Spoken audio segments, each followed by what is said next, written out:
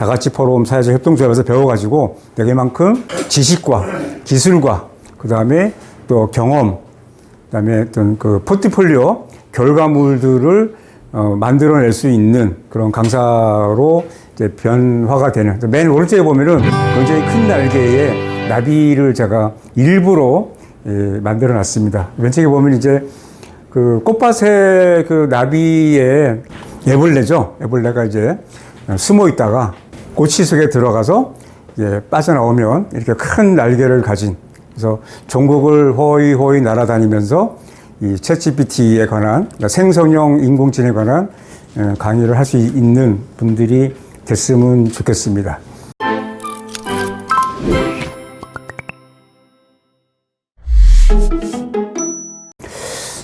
제가 챗GPT라고 되어 있는데 사실은 이런 거예요. 우리가 스테플러라고 하는 이렇게 종이를 이렇게 그 찝는 그 디귿자 모양의 철심으로 찍는 그게 자동차를 이제 스테플러라고 한다면 우리나라 현대가 만든 뭐 소나타도 있고 그랜저도 있고 G80도 있고 이런 거는 호치키스라고 보면 되거든요. 그런데 사람들이 그냥 호치키스라고 얘기를 해요. 그러면 이제 호치키스하고 스테플러하고는 이게 조금 다른 이야기인데, 그래서 이 챗 GPT는 정확히 얘기하면 호치키스입니다. 호치키스고 그 큰 범위의 내용은 생성형 인공지능이에요.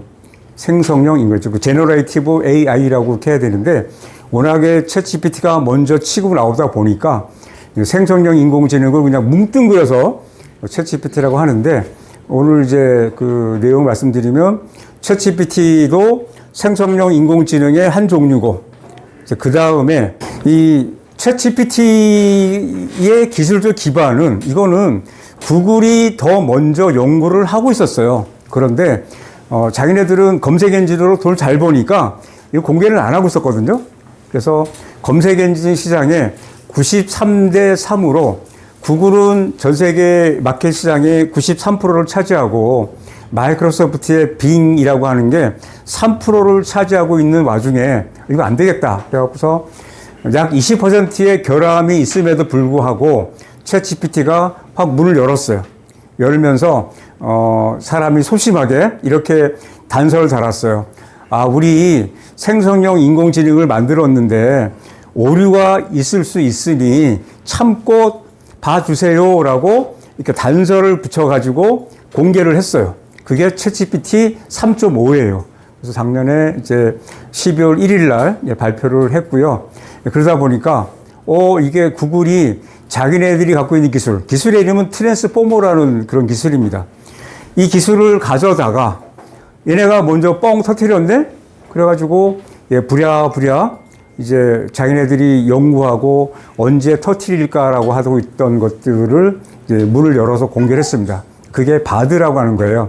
BARD라고 하는 건데, 그게 이제 음유 시인이라는 뜻인데, 그 바드라고 공개를 했는데, 그러다 보니까 3.5에서 이제 오류가 많이 나니까 이거를 6개월치 데이터를 더 추가해가지고 4.0이라고 하는 거를 발표를 하면서 한 달에 20불씩 내라고 이렇게 그 유료화를 선언을 했어요.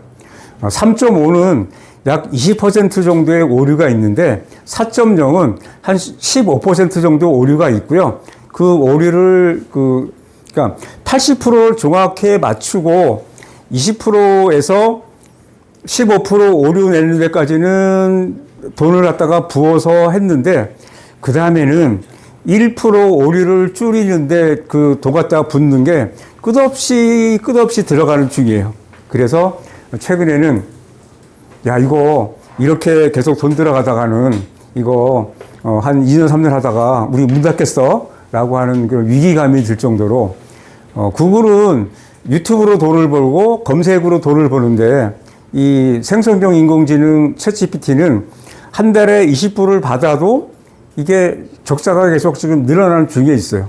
그런 와중인데, 이제 한국 사람들이 여기에 질 수가 없어서 WRTN, 리튼이라고 하는 우리나라의 그 벤처 회사가 있는데, 이 벤처 회사가 우리가 챗GPT 4.0이나 바드처럼 아주 멋있진 않지만 우리도 작은 차돌맹이 같은 존재야라고 해서 서비스를 시작을 하고 있습니다. 그래서 오늘 이제 그 세 가지 하고 그 다음에 이제 그 마이크로소프트가 93대 3의 스코어로 지고 있었는데 이 챗GPT 4.0에다가 원래 93대 3으로 지고 있었던 그 3%의 그 시장 점유율 빙이라고 하는 걸 갖다가 업그레이드 해가지고 뉴 빙이라고 붙였어요.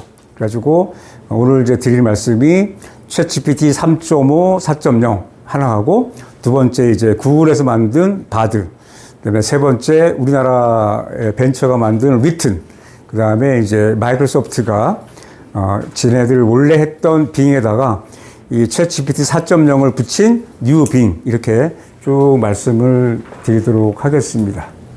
여기 써 있는 것처럼 그 챗GPT가 굉장히 우수한 그런 능력을 이제 보여주고 있는데 불구하고 한계가 있습니다. 제가 조금 전에 말씀드렸던 것처럼 약 15% 정도의 그 오류가 현재까지도 나오고 있습니다. 그래서 그거를 오류를 바로 잡는 거를 영어로는 파인 튜닝이라고 그래요. 우리나라 말로는 이제 강화 학습이라고 그래가지고 뒤에 간단한 얘기가 나오지만 낙타의 눈은 여러분 몇 개죠?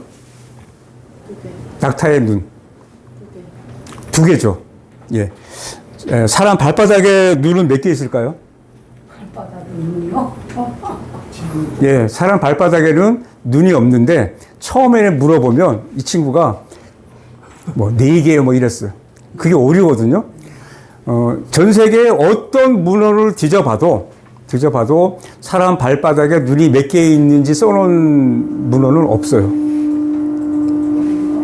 자, 그러다 보니까 얘가 답을 해야 된다라고 하는 강박관념을 갖고 있나 봐요. 이 생성형 인공지능이. 그래서 그런 것들을 바로 잡는데 이 마이크로소프트하고 오픈 AI라는 회사가 어디에 돈을 쓰냐면 인도하고 파키스탄에 돈을 써요. 거기 인건비가 싸거든요. 그리고 영어 할 줄 알거든요, 이 친구들이. 그래서 하는데 이게 그 GPT 3.5 같은 경우는 전 세계에서 돌아다니는 약 3천억 건의 그 문서와 인터넷 그 자료들을 학습을 했어요. 3천억 건입니다. 인간이 평생 동안 그 볼 수가 없어요. 그 수많은 문건들은. 3.5 버전이 3천억 건의 인터넷 문서와 책자를 보았기 때문에 거기에 나오는 단어의 순서를 기억했다가 모방을 해서 답을 해주는 거예요. 정확히 얘기하면 그렇습니다. 그래서 생성형 인공지능의 정의는 그렇게 수많은 그 문헌을 공부를 해서 모방을 해서 그 단어의 순서의 그 최적화를 해가지고 이렇게 뿌려주는 그런 그 기계인데 과거에 이게 50년대부터 인공지능 공부를 했어요. 사람 연구를 했어요. 근데 그때 왜 못했냐? 지금 알고 계시는 CPU 속도가 느렸고요. 그다음에 메모리 반도체가 용량이 작고 비싸고 느렸고요. 그다음에 이게 순차적으로 처리를 했어야 되는 시절이거든요. 근데 우리 인간의 뇌는 이게 동시 병렬로 처리를 해요. 왼쪽, 오른쪽, 위, 아래. 그렇게 회로를 만들면 되겠다라고 생각을 했지만 진공관 가지고 그 많은 회로를 열도 나고 속도도 느리고 진공관 깨지고 그 난리를 치던 상황이었기 때문에 불가능하다가 최근에 반도체 기술이 얼마나 좋아졌습니까? CPU 작아졌죠, 빠르죠, 열도 안 나죠, 가격도 내려가죠. 그 다음에 그걸 도와주는 GPU라고 하는 그래픽 처리하는 것도 가격 낮아지고 처리하고 빨라지고 작아졌고, 그죠? 그 다음에 그 메모리 반도체 얼마나 가격이 커졌습니까? 80 몇 년도만 해도 3.5인치 그 플로피 디스켓 1.44메가 HDD 용량이 한 장에 2만 원을 하고 그랬었거든요. 나중에는 뭐 한 2천 원까지 내려갔지만 그 커다란 게 예, 그냥 간단하게 얘기해서 6천 원이라고 잡으면 1.44메가였어요. 기가도 아니었다고요. 지금 64기가 예, SSD, Solid State Device가 얼마죠? 5,000원이에요. 자, 1.44가 5,000원이었는데 지금 64기가가 5,000원밖에 안 하는 정도의 용량도 커지고 크기도 작아지고 전기도 조금 먹고 하니까 지금 인공지능이 만들어지는 배경이 된 거예요. 물론 그 밑에는 전기가 들어가 있습니다.